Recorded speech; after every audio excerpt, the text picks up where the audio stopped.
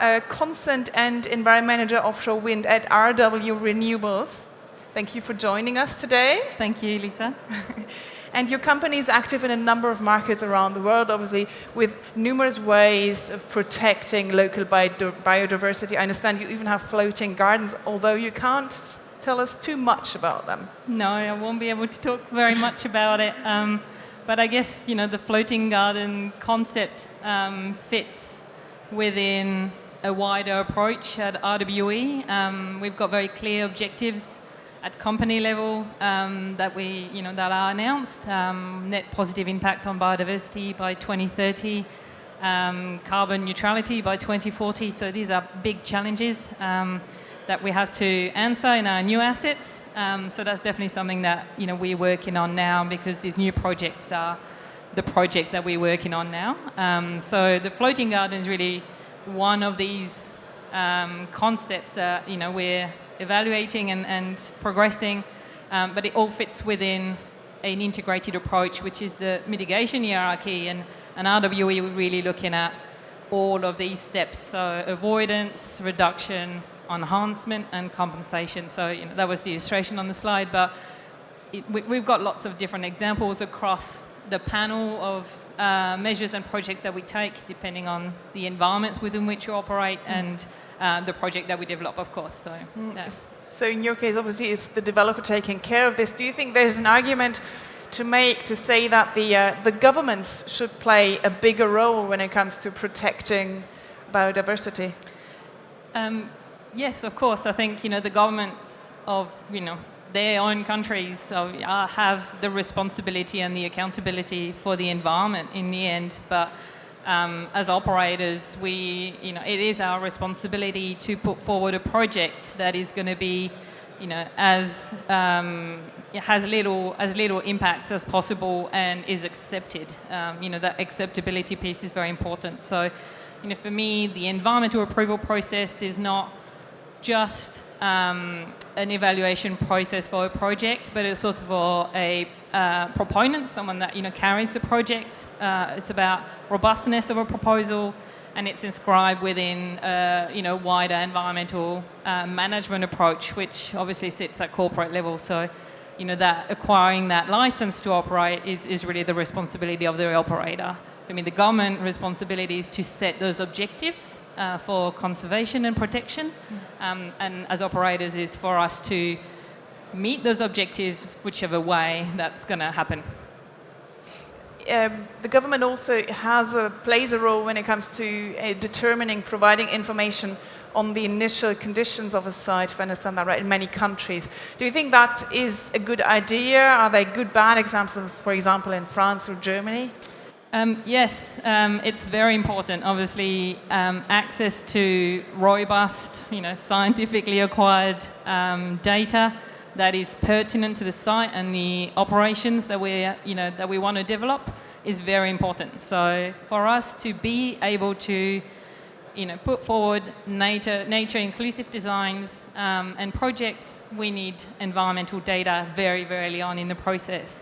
And in France, the bid rules talk about environmental measures as early as in the bid, and that is very difficult to put forward an approach when there is no data available. So the really big important thing on the environment front for us is to get that data very early so that we can integrate them in our very early concepts, think about avoidance, things about reduction very early on in the concept, and then obviously move it forward. Thank you. Well, let me now bring in Florian Lecorps. I think he's connect. Is he? Hello. Is it good? Yes. Perfect. Hello. Thanks for joining us. You work at MES-based consultancy Biotope, and your consultancy, amongst other things, uses radars to carry out surveys on seabirds. Can you tell us about the latest developments in this area? Yeah, sure. First of all, sorry for not attending the conference today. I've got a personal issue, and thank you for helping me to participate this morning by Teams. So yeah, radar for bird surveys have a very long story. First of all, radar were designed basically for military purpose or marine purpose, and the first public scientific paper on radar being used to survey birds' migration and birds' movement was published in 1945. At that time, they were mainly marine radar modified to study birds' movement, especially. And for a long period of time, it's mainly 2D radars that were used. Basically, they were marine radars modified so as to be able to follow, basically, the bird's targets. And we still use a lot of 2D radars at the moment. They can be used in horizontal mode so that you can collect data on birds' movement around the radar, sometimes several kilometers away from it. And you can use it in vertical radar so as to collect data on flight behavior. Lately, several 3D radars have been developed, so they collect data in both horizontal and vertical modes at the same time, and therefore very powerful for bird surveys. Most of those tools provide range varying from 1-2 kilometers for small targets to several kilometers for large birds. And more recently, projects of multi-sensor buoys at sea with 2D or 3D radars have been developed, such as the Maveo buoy. So I don't know if you see a picture. No, you won't see a picture. Anyway. Can we show the picture? There we go. Yeah, so this is a traditional old radar. If you can skip to the second picture, please. So this is a multi-sensor buoy with a radar on it. It's located at the moment on Diable-Trépeau offshore wind farm and is being under test. So it's called the Maveo buoy. The aim of those buoys, you mean at sea, it's to tackle the challenge of collecting data at sea with demanding tools before offshore wind farm construction. So there are great interest for offshore wind farm projects, and they can be used as monitoring station outside offshore wind farm as well, and for other purposes. So that's it for now. Okay. Thanks. Great. And I understand you're also involved in a few R&D projects in this area, right? Yeah, sure. So we're working on several projects in France. I won't mention all the projects, but first one is semaphore project. So it's about studying and modeling birds' migration in France thanks to weather radar. It started in 2021 and will last until last year. That project is being implemented with several partners, such as Météo France, France Énergie Marine, and Swiss Bird Station, and it's paid by the French state. Another project is Migralion. So this is a radar. The picture you can see is a radar that we use during that research program called Migralion. So it's located in the Mediterranean area. It started last year and will last until 2025. It's a very ambitious research program about studying birds' migration and activities at sea, thanks to several complementary techniques. Biotope is leading 2 work packages dealing with radar and acoustic monitoring on the coastline for birds and bats. On this work package, we use 2 of these Swiss bird radar MR1 that you can see on the picture on 7 different locations on the Mediterranean coastline. And the other work package, it's a complementary one, is about collecting data at sea with visual surveys, bats and birds, acoustic surveys, and marine radars on a boat. And this research program involves several partners such as Vogelwarte, France Énergie Marine, CNRS, MNHN, and is paid by the French Biodiversity Office. And another work package, which is kind of a mix of these 2 ones, it's called Migratlan. It's a very new one. It started this year and will last until 2026. And it's called Migratlan. So it's actually on the Atlantic and the Channel coast of the French mainland. It's about collecting data as well on birds' migration and activities. And there's a work package specifically dealing with radar. So we will use 4 Swiss bird MR1 radar on the coastline on different locations over 3 years. And we will combine those data with weather radar data with Météo France. So it's kind of a link, a mix with the semaphore program. So yeah, these are 3 projects we're involved in, but there's many more. Right. But it's very interesting. Yeah, absolutely. And on top of that, I understand you were also recently selected for a French government, by the French government, during for a new pan-European study. And if we talk about this today, it's also because you need a hand from developers around Europe for that, right? Yeah, sure. Thanks, Lisa. So actually, it's called a benchmark on existing offshore wind farm projects and their impacts on biodiversity and mitigation measures effects. So this project is about gathering and analyzing as many monitoring reports as possible on existing European offshore wind farms. And we will use after those data to provide a synthesis on impacts on biodiversity and on effects of mitigation measures. The project is carried out with several partners, such as Bioconsult, SH, IDA Field Surveying, Airbins, so UC Bobs, and Berali.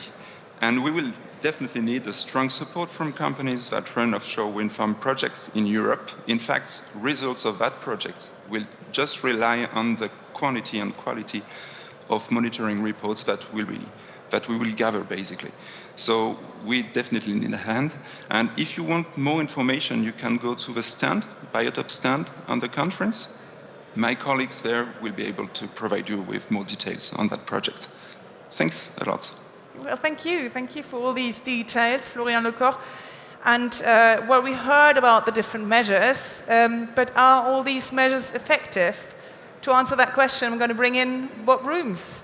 You might have an answer to that, because you're part of a team at the Royal Belgian Institute of Natural Sciences, and you've been doing an amazing long-term environmental monitoring since 2005, when Belgium's first offshore wind farm went live.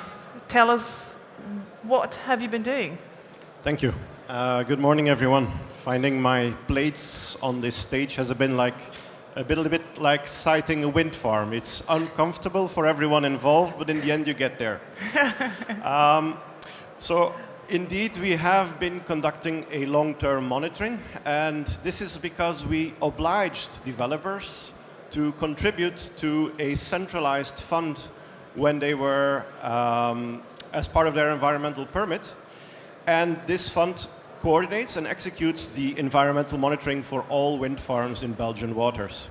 This has allowed us to have a coordinated, long-term, adaptive, flexible approach, which helps us to address not only project-specific concerns, but actually to look at the appropriate spatial and temporal scales and anticipate future concerns and determine which trade-offs can be applied.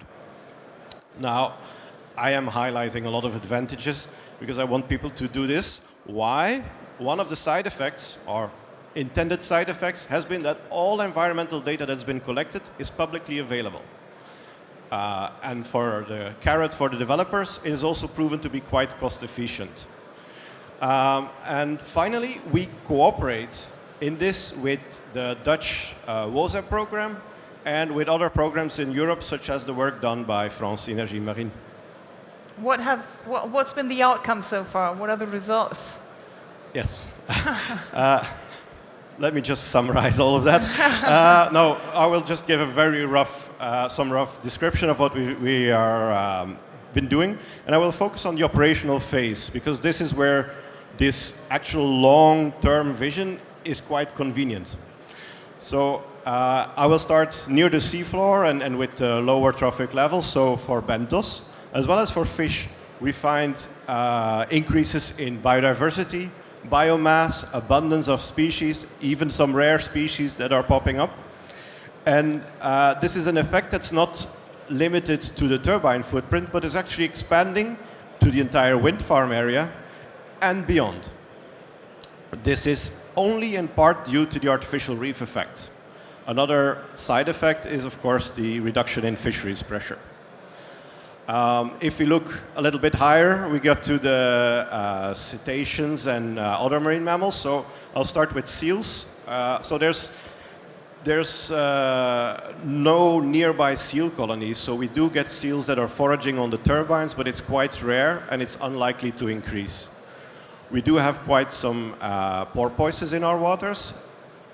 And these porpoises, they are present in the wind farm area and in the immediate surroundings in somewhat lower densities than in the surrounding waters. So this is something that we are currently looking into as what is affecting these porpoises during the operational phase, that they actually stay out of the wind farm or stay out of the wind farm to a certain extent. So we go above the water. Let's first go to the bats. One of our surprising effects of our monitoring program was that we found quite a few bats that were migrating across the North Sea, coming from the Netherlands and Belgium to going to the UK. And we've installed bat detectors at different heights, both on the turbines as well as on the offshore transformer stations. And these data is being used to predict when bat migration is taking place and which measures can be taken to reduce impacts. Although it should be said that about 90% of bat detections were situated below the blade height.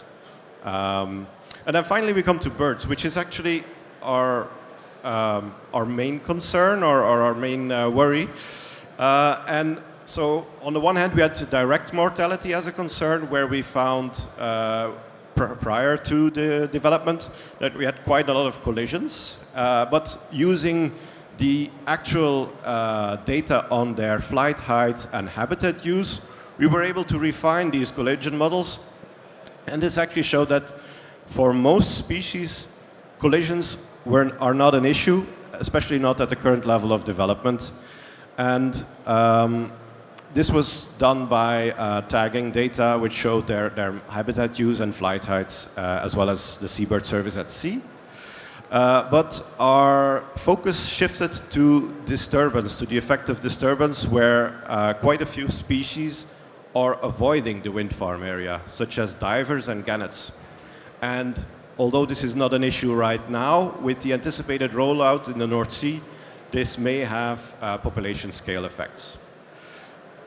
I think I covered most bases. There are studies on electromagnetic fields, on changing sedimentation, etc. And you can find all of these in our freely available yearly reports. We will look at that. And do you think that these results are transferable to other countries at all? We have tried to understand the impact mechanism rather than just observe the changes to promote this transferability. Of course, some impact. I'm very curious about the drawing. Some of these impacts will be site-specific and species-specific. And quite a few questions remain. As I mentioned before, the cumulative effects and this big scale-up. Right. Well, thank you very much, Bob Rumes. Thank you, Claire Valère, and thank you, Florian Lecorps, who was with us. And Fanny has been live sketching what you've been saying, and you've been observing her. Right. There we go. So Florian Lecorps, who was saying, I need help from developers.